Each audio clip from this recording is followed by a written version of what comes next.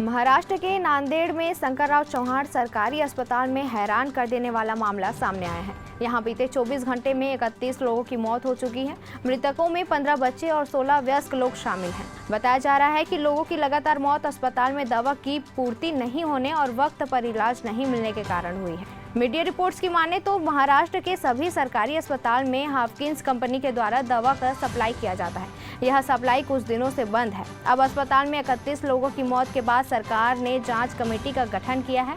ये कमेटी मौत के कारणों की जांच कर रिपोर्ट सरकार को सौंपेगी।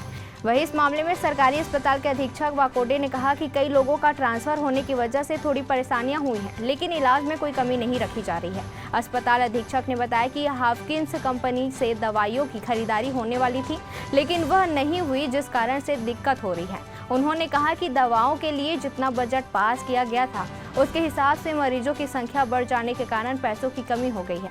बजट के हिसाब गंभीर मरीजों के लिए दवाएं यहां पे उपलब्ध नहीं है। वहीं इस घटना को लेकर कांग्रेस नेता और पूर्व सीएम अशोक चव्हाण ने इस घटना को सरकार को गंभीरता से लेने और इसमें जांच की मांग की है। अशोक चव्हाण जी ने इसमें राजकारण करना नहीं चाहिए।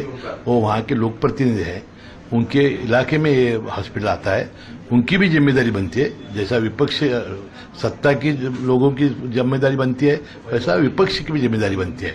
इसमें राजकारण नहीं लाते हुए ये सभी हॉस्पिटल्स में कि आखिरी वक्त में लोग आते हैं, इसीलिए ऐसा होता है। ऐसा उनका कहना है, हमारे डॉक्टर लोगों का।